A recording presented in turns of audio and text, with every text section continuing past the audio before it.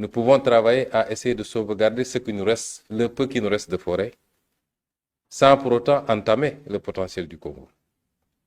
En travaillant avec le Congo, et nous saluons la nouvelle dynamique au Congo, parce que c'est ça qu'il faut faire en Afrique, que chaque pays africain s'organise pour que les matières premières issues de son sol soient transformées, en tout cas de manière primaire ou de manière définitive, soient transformées sur son sol. Le Congo a pris cette résolution d'interdire l'importation du bois brut.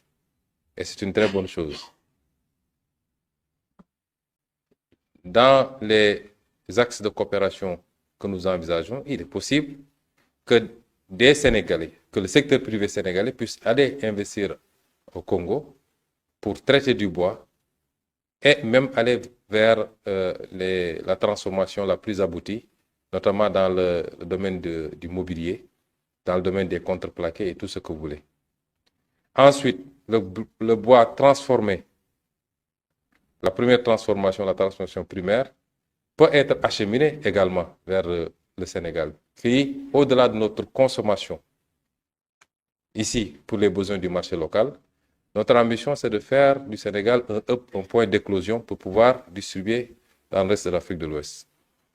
Et donc, c'est des axes de coopération comme celle-là dont nous avons beaucoup discuté et pour lesquels nous avons mis en place un comité ad hoc qui va travailler à matérialiser cela et nous espérons, dans cet esprit d'une coopération mutuellement gagnante. Nous sommes entre Africains, nous ne sommes pas dans un schéma de dire il faut que telle pompe sur telle autre. Ce n'est pas ça la logique, mais que ce soit des coopérations mutuellement gagnantes, qu'au bout de la collaboration, que le Congo sente que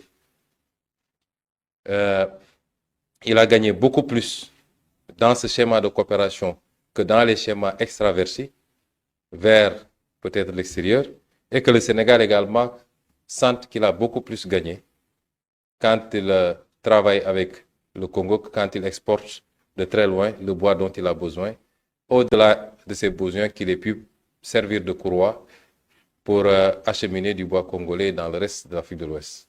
C'est autant de réflexions comme celle-là qui ont été initiées aujourd'hui et nous pensons être sur une voie qui nous permettra de hisser la coopération, mais surtout de rapprocher les peuples, parce que c'est ça aussi l'importance de cette discussion.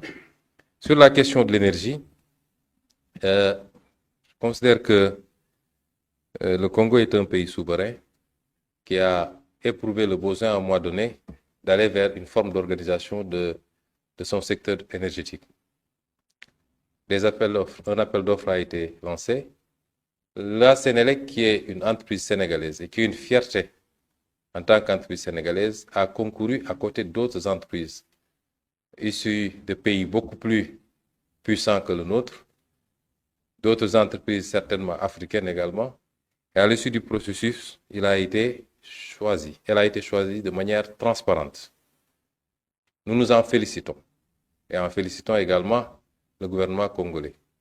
Le Premier ministre rappelait tantôt que le marché est très encadré parce que ce n'est pas seulement le Congo, mais des partenaires financiers du Congo qui concourent au financement de cette activité ont eu un regard sur ce qui s'est fait. En tant que Sénégalais, nous ne pouvons que nous féliciter que la Sénélec ait pu performer à ce niveau. Le Premier ministre a rappelé un certain nombre d'occurrences qui les ont amenés à suspendre. J'insiste sur le mot suspension. Il n'a pas été question ici d'annulation du marché. Il y a des préoccupations intérieures qui ont amené le gouvernement congolais à considérer qu'il fallait suspendre le temps de procéder à un certain nombre de réglages. Je demeure convaincu que ce contrat sera parfait, que ce contrat sera validé et que ce sera un bel exemple de ce que nous pouvons faire dans cette dynamique de coopération sud-sud, de coopération entre pays africains. Parce que souvent, nous avons à rougir de faire venir des entreprises qui viennent de très très loin, ce qui n'est pas mauvais. Nous ne sommes pas hermétiques. Nous sommes très fiers quelquefois même de dire que cette entreprise est venue de tel pays européen, de tel pays américain.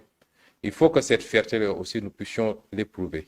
Le Sénégal est un pays ouvert, il y a des entreprises de beaucoup d'autres nationalités africaines, comme je l'ai rappelé tantôt à M. le Premier ministre, qui officient au Sénégal, qui gagnent des marchés importants, qui y travaillent. Des entreprises sénégalaises qui sont aujourd'hui des fleurons. Je veux citer par exemple la Sonatel qui aujourd'hui est présente dans au moins, en plus du Sénégal, 3 autres pays africains. Des entreprises sénégalaises également ambitionnent d'aller à la conquête de marchés africains. Et c'est ça l'esprit de la ZECAf d'ailleurs, d'être compétitive parce qu'on ne leur donne pas de cadeaux et de pouvoir prester dans ces pays-là, apporter de la satisfaction pour ces pays, mais également pouvoir s'agrandir, se développer à partir des marchés qu'ils ont dans ces pays-là. Et je demeure convaincu, en écoutant M. le Premier ministre, parce qu'on en a discuté d'abord avant-hier lors du dîner, on en a discuté ce matin en tête-à-tête, on en a discuté tout à l'heure dans les travaux. Si nos amis du Congo avaient l'intention de mettre un terme à ce marché, peut-être qu'on ne serait pas là en train de discuter. Peut-être que même cette visite ne se passerait pas comme elle se passe.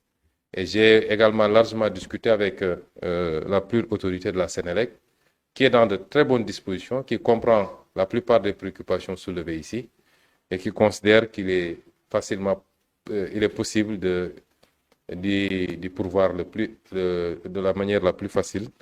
Et je pense que, Monsieur le Premier ministre, le Sénégal vous réitère à vous, au président, son Excellence Denis Sassou Nguesso et à tout le peuple congolais. Parce que parmi les inquiétudes, il y a le fait d'avoir douté que l'État du Sénégal soutienne vraiment la Sénélec. La Sénélec est une entreprise privée, de droit privé certes, mais détenue, je crois, à 90% par l'État du Sénégal. Donc tous les actes que pose la Sénélec, considérez que ces actes sont posés également d'ordre et pour le compte de l'État du Sénégal. Et que l'État du Sénégal accompagnera cette entreprise intra-africaine pour qu'elle soit un succès éclatant et qu'on puisse démontrer à la face du monde que nous pouvons faire ce qui se fait partout ailleurs, ensemble, la main dans la main. Quant à la dernière question, si je n'en ai pas omis, je crois qu'on parle de fiscalité et l'impact des procédures, d'un certain nombre de procédures entamées sur les décisions d'investissement au Sénégal. C'est des questions, je ne dis pas qui ne se posent pas ailleurs, mais souvent qui se posent de manière curieuse quand il s'agit de l'Afrique. Je ne pense pas que le Sénégal soumette les entreprises qui investissent sur son sol, qu'elles soient des entreprises sénégalaises, africaines ou internationales, elles ne sont pas soumises à plus de pression fiscale qu'ailleurs dans le monde. Ça n'existe pas. Il se trouve qu'il y avait dans le passé une certaine perception.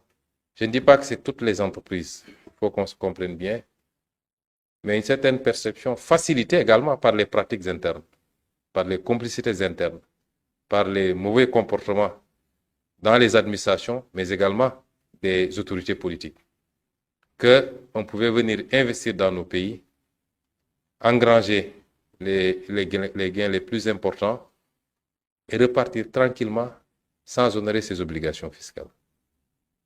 Ça, c'est souvent conçu de cette manière. Eh bien, il faut que nous puissions tous nous entendre qu'en tout cas ici au Sénégal, cela est révolu. Nous avons un cadre fiscal qui est le même que partout dans le monde, qui n'est pas répressif, mais qui n'est pas également très permissif. Nous ne sommes pas un paradis fiscal, mais nous ne sommes pas également un pays qui surtaxe. Nous avons une fiscalité normée, normale, qui répond aux standards, aux standards internationaux, les meilleurs standards internationaux du moins. Et cette fiscalité-là s'applique uniformément, qu'on soit sénégalais, japonais, congolais, allemand, il n'y a pas de discrimination. Et la législation fiscale continue à s'appliquer ainsi. Ceux qui veulent investir au Sénégal, nous travaillons à renforcer l'attractivité du pays. Nous sommes en train de réformer tout le dispositif, tous les codes, le code des investissements, le code minier, le code pétrolier, le code des impôts, le code des douanes. Pratiquement tous les codes sont en chantier pour les rendre attractifs sans pourtant être permissifs. Nous créons les conditions de la sécurité de l'investissement dans ce pays. Sécurité juridique, mais c'est également sécurité tout court pour que l'investisseur puisse se sentir à l'aise quand il est au Sénégal. Et c'est ça le rôle de l'État. Ce qu'on attend en retour de ces investisseurs, c'est qu'ils puissent respecter les règles, les lois de ce pays. Qu'ils puissent travailler, investir, créer des emplois, payer des impôts. Ce qu'ils ont, après tout ça comme gain, ils peuvent l'amener où ils veulent. Ce n'est pas ça le problème. Si on est tous d'accord sur ce schéma, je pense qu'il n'y aura pas de problème. Mais si les gens considèrent qu'ils peuvent venir en Afrique, continuer à pomper les ressources naturelles, gagner des marchés surfacturés, sans payer des impôts, de plus en plus même importer des ouvriers alors qu'on a suffisamment de bras pour travailler, ça c'est révolu également. Et nous ne pourrons pas l'accepter. Et le chantage de l'investissement contre l'aveuglement fiscal ne marchera pas au Sénégal. Je vous remercie. Excellence, Anatole Koulibaly-Bokosso. Merci beaucoup, Premier ministre Ousmane Sonko. Vous avez répondu à toutes les questions, effectivement. Merci beaucoup.